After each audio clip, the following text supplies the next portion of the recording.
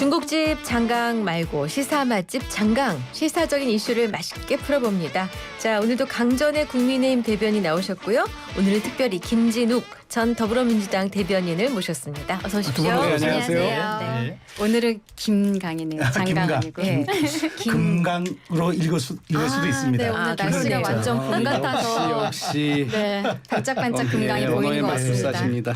네. 자, 첫 이슈입니다. 구속된 지 이제 52일 만에 지난 금요일 석방됐죠. 윤석열 대통령.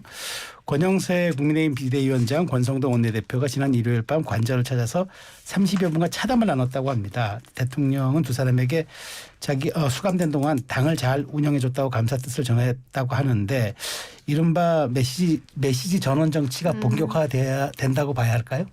저는 그런 느낌은 아니고요. 네. 어쨌든 대통령이 한 50여일 정도 수감이 되어 있었기 네. 때문에 뭐 건강상의 문제들도 있는 것이고 그리고 나왔을 때 어쨌든 개인적으로 고마운 분들이 있지 않겠습니까? 네. 또 이 권성동 권영세 대표 같은 경우에는 좀 바깥에서 안 좋은 그 눈빛도 있었지만 구치소에 찾아가서도 그때도 개인적인 차원에서 찾아갔다라고 이야기를 했었거든요. 그만큼 뭐 개인적으로도 좀 가까운 사이이고 하니까 고마운 마음을 전하는 것 그리고 어쨌든 대통령의 직이 지금 그 탄핵소추가 가결되면서 정지는 되어 있지만 그래도 어쨌든 당원으로서 계속 당에는 남아있는 것 아니겠습니까? 그렇죠. 1호 당원이죠. 네. 예, 그렇기 때문에 당이 지금 어쨌든 하나로서 잘 굴러가고 있는 것 그러면서 여론에 있어서 대통령에게 조금 이렇게 유리하게 형성되어가는 것들에서 당도 어느 정도 좀 이렇게 갖고 있던 부분이 있다라고 생각하거든요. 그러한 이야기들을 한 것이라고 생각하고 이것을 전원 정치라든지 좀 확대 해석할 필요는 없지 않나라고 생각합니다. 그럼 관련해서 여권 인사들이 앞다퉈서 네. 지금 대통령 예방 요청을 하고 있다는 보도가 있거든요. 이런 모습은 어떻게 보시는지요? 조금 자제해야 되지 않을까 싶어요. 그 구치소에 들어가셨을 때도 그때도 뭐 많은 정치인들이 뭐 찾아가겠다 이런 이야기들 나왔을 때도 문제되지 않았습니까? 비슷한 상황이라고 생각하고요. 네. 어쨌든 대통령께서 지금 비상대책위원장 그리고 원내대표와는 한 30분 정도 관저에서 차담을 한 것을 알려지고 네. 있고 뭐 나경원 의원이나 몇몇 친한 의원분들과는 전화 통화도 한 것으로 알려졌는데 그 정도 수준에서 이제 정리가 될 부분이라고 생각하고 많은 분들이 관저를 왔다 갔다 하는 것은 누구에게도 도움이 되지 않는다 생각합니다. 네, 어떻게 김 보세요? 대변인께서. 제가 볼 때는 뭐 윤석열 대통령의 관저 정치가 이제 본격화됐다 네. 이렇게 봐야 될 것 같습니다. 윤석열 대통령에 대해서 뭐 단순히 개인적인 인연 때문에 안부를 물으러 가는 차원 이거는 넘어선 게 아닌가. 지금 윤석열 대통령으로부터 어떤 하명과 같은 내용들을 받아가지고 나와서 그것이 바로 국민의힘의 어떤 당의 메시지로 이렇게 소화가 되고 있는 거 아닙니까? 윤석열 대통령과 이 국민의힘이 뭐 1호 당원이다 이런 걸 넘어서서 이제 완전히 한 몸이 되었다. 지난 비상계엄 12.3 비상계엄 이후로 윤석열 대통령의 비상계엄은 잘못된 것이다라고 얘기했었던 국민의힘의 모습 이제 더 이상 찾아볼 수 없는 상황이 되었기 때문에 이제 윤석열 대통령의 관저 정치는 이제 본격화됐다고 보는 거고요. 그런 차원에서 윤석열 대통령의 관저에 많은 사람들이 앞다퉈서 예방을 신청하는 것이고 그 갔다 오면 그분들이 어떤 메시지를 내겠습니까? 대통령 건강하시다 뭐 이런 메시지만 나가는 건 아니잖아요. 대통령께서 공수처 이번에 보니까 정말 나쁘더라 라는 한마디 하니까 바로 국민의힘에선 공수처 폐지해야 된다고 목소리를 높이고 있지 않습니까? 이렇게 대통령과 국민의힘이 완전히 코드를 일체화시키는 것 상당히 위험하고 부적절하다 이렇게 평가합니다. 석방되던 날 모습도 한번 짚어볼게요. 윤 대통령은 이제 나오자마자 이제 구치소 앞에서 주먹을 쥐어 보이고 90도로 이제 허리 숙여서 이제 지지자들에게 감사 인사를 하면서 한 150여 미터 걸으면서 계속 인사를 하기도 했습니다. 이를 두고 민주당 등 야권은 개선 장군 행태다 이렇게 비판을 하는데 강 변호사는 어떻게 보세요? 저는 이거 영상으로 TV로 보면서요. 네. 대통령도 국민의 한 사람이구나라고 생각했습니다. 네. 제가 이제 본업이 변호사다 보니까 저희 의뢰인들도 어떤 이유에서든지 이렇게 갇혀 있다가 석방되는 네. 분들을 많이 봤단 말이에요. 다 똑같아요, 표정이. 예, 그 어쨌든 대통령이 이번에 그 석방이 된 것은 말하자면 절차의 문제에 있어서 구속 취소가 된 것이지 지금 무죄를 받은 것은 아니에요. 네. 대통령 자신이 누구보다도 잘 알고 있고 하지만 나오는 과정에 있어서는 50여일 갇혀 있다가 나올 때 그 기쁨이라는 것은 어쨌든 저는 나름대로 정돈된 자세였다라고 생각을 합니다. 그럼에도 불구하고 어쨌든 표정에는 기쁜 표정이 나올 수밖에 없는 것이고 이번에 어쨌든 말씀드린 것처럼 국민의 한 사람이라는 것 우리 대한민국 국민이 윤석열이라는 대통령뿐만 아니라 모든 국민이 형사사건에 있어서 절차적인 정당성을 보장받아야 된다는 것 그것을 다시 한번 보여주는 그 모양이 아니었나라고 그렇게 생각했습니다. 네. 네, 어떻게 보셨어요? 제가 볼 때는 그 윤석열 대통령이 지금 방금 강전의 대변인께서 말씀하셨던 것처럼 이 50여일 만에 바깥으로 자유의 몸이 된 것에 대해서 기뻐할 수 있습니다. 그러나 그 기뻐하는 것뿐만 아니라 부끄러워했어야 됐고 또 미안했어야 됐다. 지금 윤석열 대통령이 주먹을 불끈 쥐어 올리면서 바라봤던 이 본인을 지지하는 국민만 그 모습을 지켜본 건 아니에요. 대한민국에서 윤석열 대통령의 이 비상계엄 내란 사태 때문에 많은 분들이 지금 혼란을 겪고 있고 이 경제적으로 어렵고 힘들어가는 이런 상황 속에서 그분들에 대한 미안함은 없습니까?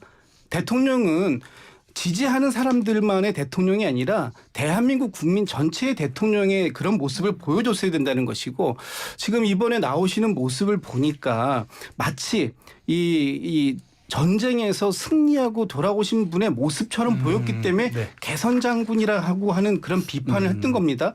지금 윤석열 대통령은 이번 12.3 비상계엄의 내란 우두머리 혐의에 대해서 무죄를 받고 나오신 분이 아니잖아요.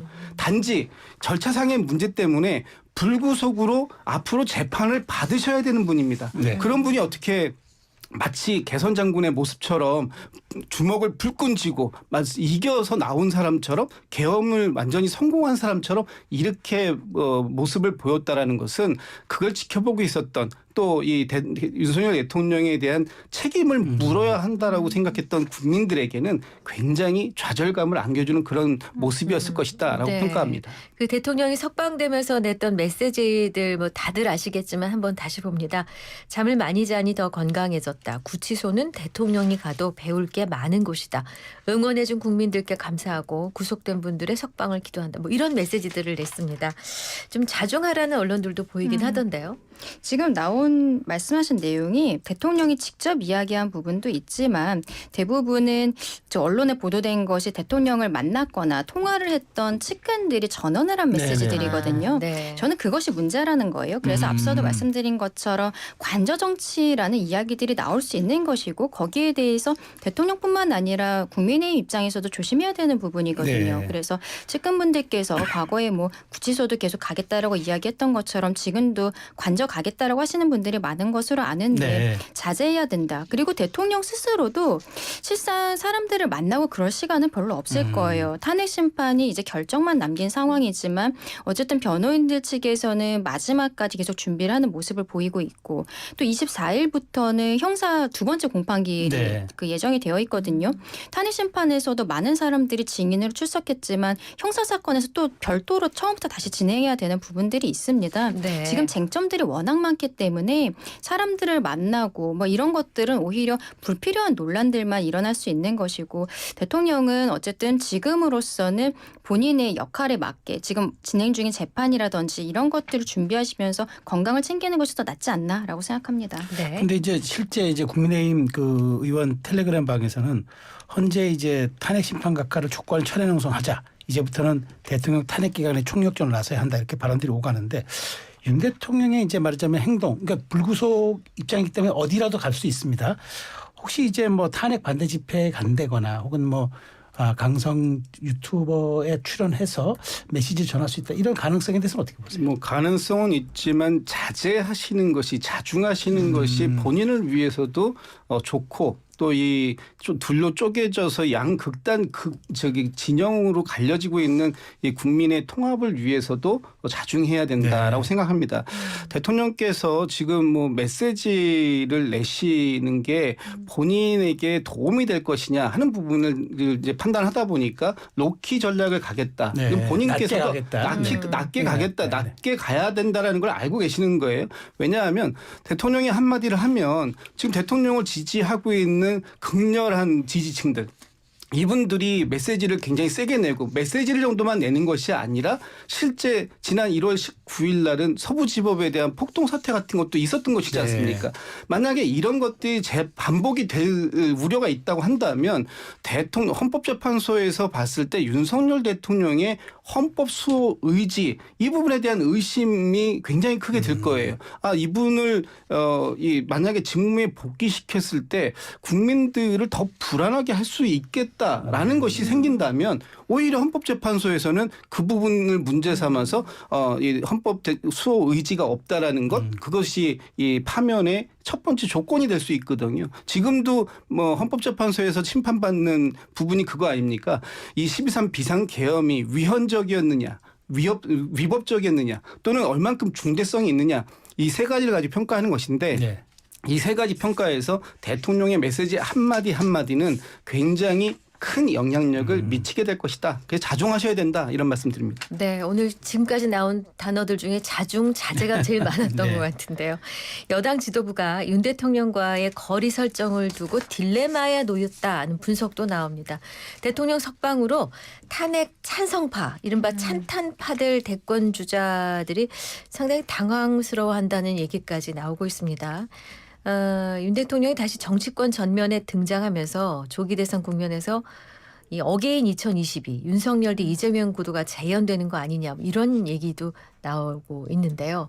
당 분위기 잘 아시죠? 우리 강 대변인께서. 근데 지금 국민의 입장에서는 조기 대선을 뭐 이야기할 만한 상황은 아닙니다. 대통령에 대한 결정이 나오지 않았기 때문에 그런 것이고 다만 아마 지금 말씀하신 뭐 어게인 2022 윤석열 대 이재명 구도가 재현되는 거 아니냐 말씀하시는 거는 민주당 측에서는 실제로 이재명 대표 이외에 다른 주자는 거의 없다라고 봐야 될 것으로 보이고 대통령이 비상계엄 이후에 탄핵 이후에 어떻게 보면은 지지율이 바닥을 찍다가 특히 중도층 국민들 그리고 2030 청년들이 움직이면서 여론이 좀 조성이 바뀌었단 말이죠. 네. 그러면서 어떻게 보면은 대통령의 직을 수행할 때보다 직이 정지되어 있는 상황에서 지지율이 더 올라가는 네. 좀 아이러니한 상황들도 있는 것입니다. 그래서 만약에 조기 대선이 이루어졌을 때는 아마도 나오게 되는 국민의힘의 후보들은 대통령이 지금 올라가 있는 지지율에 대해서 신경을 쓸 수밖에 없는 것이죠. 그런데 탄핵에 찬성했던 뭐 대표적으로 한동훈 전 대표 같은 경우에는 본인이 당대표였을 당시에 대통령의 비상계엄에 대해서 위헌위법한 비상계엄이었다라고 선포를 해버리고 그리고 대통령이 대국민 담화를 한 내용에 대해서 이것은 자백과 다름없다라는 이야기를 네. 하면서 당내에서 굉장히 큰 분란이 있지 않았었습니까? 네. 근데 한동훈 대표가 지금 다시 돌아왔단 말이죠. 그리고 대권에 대해서 거의 마음을 숨기지 않고 있는 상황에서 이게 당내 분열로 갈 수도 있는 부분들이 있다는 거예요. 한동훈 대표에게도 강력한 팬덤이 있고 그리고 지금 당을 출당한 것이 아니라 당 내에서의 그 경선을 준비하겠다라고 하고 있는 상황이기 때문에 근데 저는 그게 꼭 나쁜 것만은 아니라고 생각을 합니다. 조기 대선이 이루어졌을 때 지금 뭐 말하자면은 뭐 김문수 전 지사 장관이죠. 현재 장관. 김문수 장관이라든지 그리고 뭐 홍준표 시장, 뭐 원희룡 장관 이런 분들 조금 더 오른쪽으로 계시는 것으로 보이는 분들 그리고 왼쪽으로 지금 보이는 한동훈 대표라든지 오세훈 서울시장이라든지 이런 분들이 경선에서의 룰만 정당하게 이루어지고 그리고 경선에서 이분들이 정말로 정정당당하게 하는 모습을 보인다면 저는 그것 자체가 오히려 이재명의 일극체제의 민주당과는 대비가 되기 때문에 더 스펙트럼이 넓은 자연스럽게 중도 확장적인 모습을 보일 수 있는 것이 아닌가 그렇게도 생각합니다. 근데 이제 또 민주당에서는 이제 그 윤 대통령 석방이 이재명 대표에겐 동아줄 하나가 내려온 거나 다름없다 이런 얘기 나옵니다. 그러니까 그간 야권의 지지층이 좀 느슨했는데 이걸로 아주 강력하게 단일대우가 또 형성되면서 또 여당은 중도층이 또 이탈하게 될 가능성도 있기 때문에 이걸 다 어부지리로 먹는 것 아니냐 이런 또 분석이 나오더라고요. 지금 윤석열 대통령의 석방이 엉뚱한 곳에서 나비 효과를 불러일으키고 있는 거예요. 일단은 잠룡들이 여당뿐만 아니라 야당의 잠룡들도 완전히 발목에 족쇄가 채워진 그런 형국이 되었습니다. 일단 뭐 여당은 좀 전에 강전혜 대변인께서 말씀 주셨던 것처럼 대통령이 지금 밖에 나와 계신 상황에서 이 조기 대선에 지읒자라도 꺼낼 수 있겠습니까? 어차피 지금 윤석열 대통령의 탄핵은 반대한다라는 것이 국민의힘의 사실상의 당론처럼 되어 있잖아요. 그렇기 때문에 여당에서는 뭐 아무도 움직일 수 없는 뭐 그런 상황일 것이고 야당도 지금 윤석열 대통령이 석방되고 난 이후에 갑자기 많은 사람들이 혹시나 윤석열 대통령의 헌법재판소에서의 탄핵도 기각되는 거 아닐까? 이런 불안감이 엄습해 오면서 거리로 다 몰려 나오고 있고 또 이제 지금 저희 당의 의원들도 단식 투쟁까지 하는 이런 지경에 이르렀단 말이죠. 그렇다면 지금 야당에서도 잠재적 대권 후보라고 하셨던 분들이 과연 내란을 종식시키자라는 이 구호 아래에서 다른 생각을 할 수 있을까요? 절대 할 수 없는 그런 구조가 되어 있어서 우리 저 최수영 평론가께서 평상시에 자주 쓰시는 말씀이 뭐 저기 대해서는 이 활주로가 굉장히 짧은 상황이다라고 말씀을 하시는데 지금은 활주로가 절반 이상 다 접힌 상황이고요.